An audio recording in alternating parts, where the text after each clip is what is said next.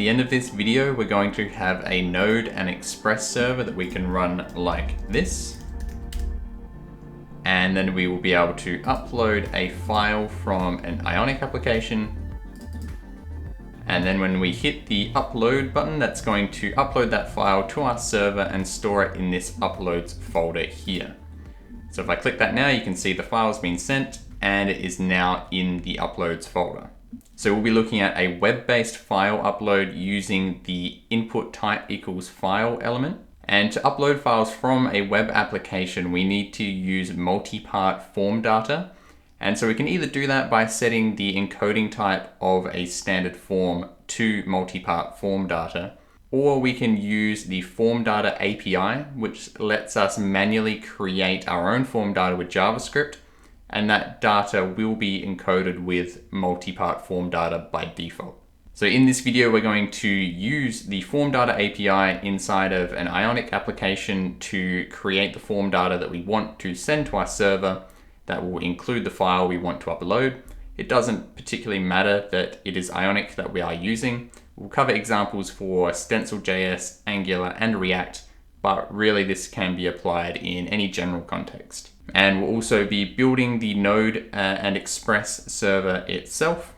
This will just be a simple Node Express server that uses Malta to handle the file uploads. And I'm also going to release another video that will cover handling the file uploads with Nest.js. Although this tutorial is going to focus specifically on using the input type equals file element to upload a file, I will be releasing another tutorial that will focus on using a native Ionic application to upload files, say from the user's photo gallery or somewhere on the file system on the device itself. And if you would like a lot more theory around what is going to be happening in this tutorial, I'll link to a separate blog post that I have written down in the description. That's going to go into a lot more about what Malta is, what it does, what Busboy is, how the multi-part form data works, just a lot of the theory around this. In this video, we're just going to focus on the practical stuff of getting it built. So we're going to start by creating the Node Express server that's going to handle the file uploads, and then we'll jump into building the front end. We are going to have 3 separate examples for the front end: StencilJS, Angular, and React. So you can just jump to whichever part of the video that covers the framework that you are using or that you're interested in. Okay, so to get to where we are with the server on the screen at the moment, you can just run the npm init command to create a new Node application. You can run that command wherever you want to store the project. I've just got this set up in a server folder. And then once you have created that application, you are going to install some dependencies. We're going to install Express itself, Cause, Body Parser, Malta, and Morgan. Okay, so let's talk through what's happening with the server. This is all the code that is required to handle file uploads in this server. So we have our basic sort of Express server set up. I'm not going to talk about the basics of Express or Node or anything like that in this video. We're just going to focus on the file upload stuff.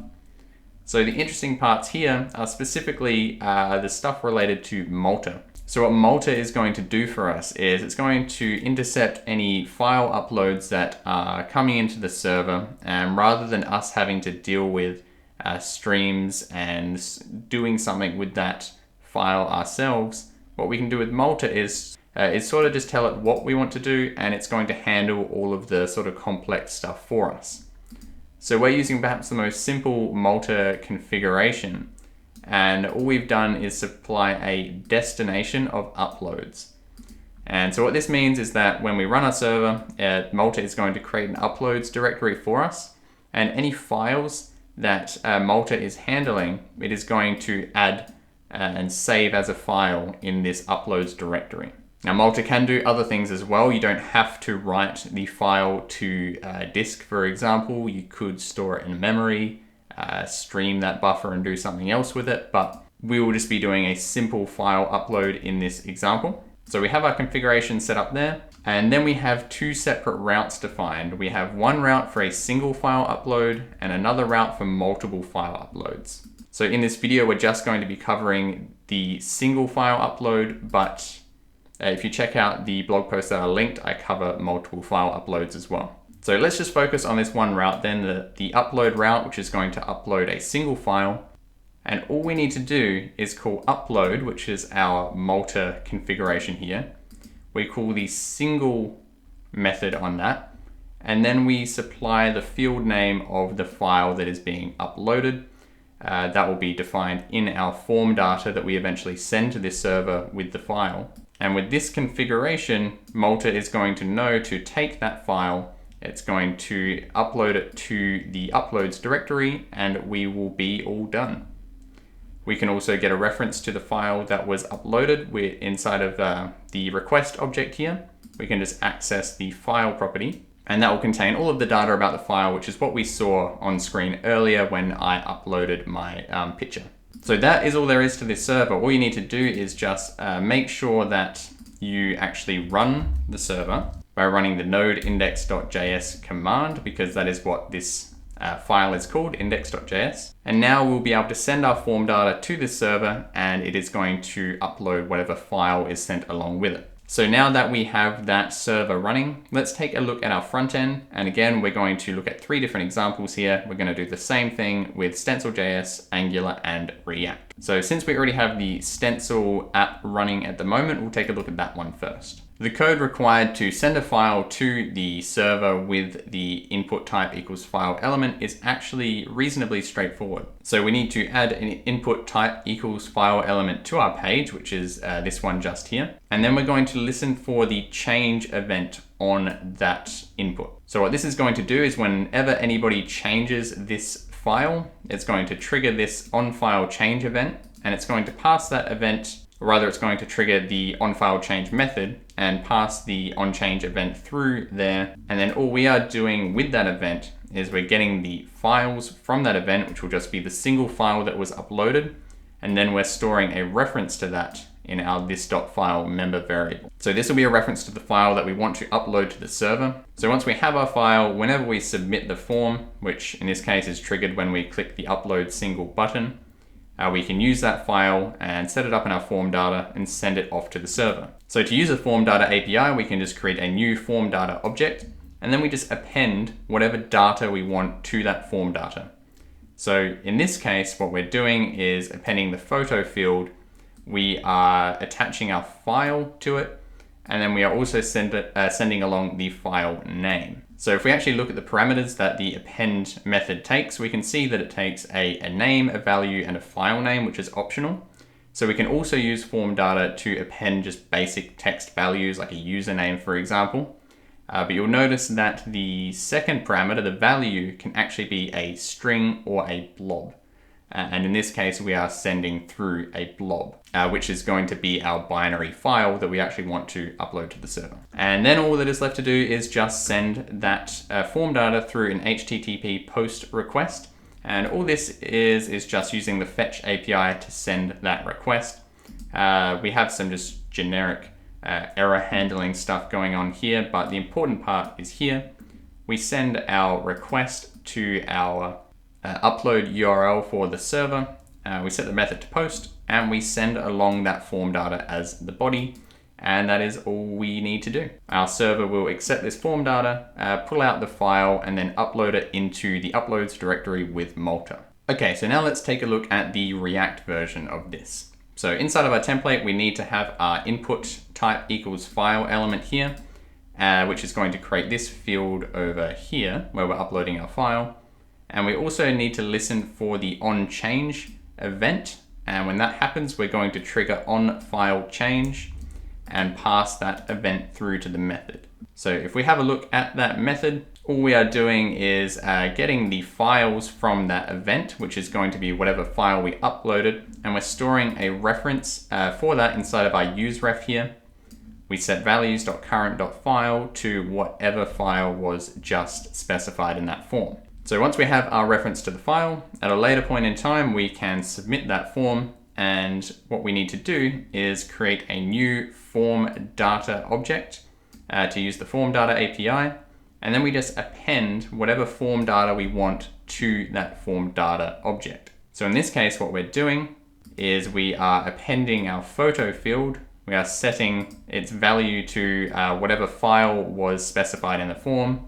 and we're also passing the file name along with this as well. So if we take a look at the parameters that can be passed into the append method, you can see we can supply a name, a value, which can be a string or a blob type, and also an optional file name.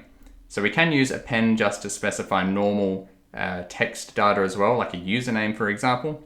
But we can also pass in our binary file that we want to upload as the value. So you could call this append method as many times as you want to set whatever sort of form data that you want to send to the server. And now all that is left to do is send the HTTP request to the server containing our form data. So most of this code here is just some generic error handling for using the fetch API. But the important part is this bit here. So all we're doing is creating a new fetch request to our URL for the server.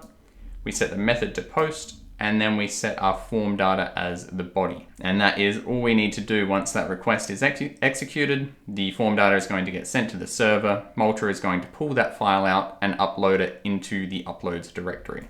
Okay, so the last example we are going to look at is the Angular example.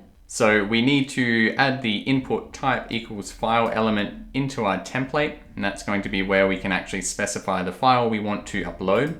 And we need to listen for the change event on that to grab a reference to that file. And what we are doing here is calling the onFileChange method when that occurs and passing along the event. So if we go and take a look at that onFileChange method here, you can see all we are doing is grabbing a reference to the file that was specified and storing it on our list.file member variable. So once we have a reference to that file, we can build our form data using the FormData API. And we can do that just by creating a new form data object, and then we can append whatever form data we want to it. In this case, we are adding a photo field with our file that was specified, as well as the name of that file. And if we take a look at the parameters that can be sent along with the append method, you can see that we can supply a name, which is going to be the field value, a value that is a string or a blob object, and then an optional file name. So in our case, we want to send our actual binary file instead of just a simple string value like a username, for example. And we are also sending the file name along with it as well.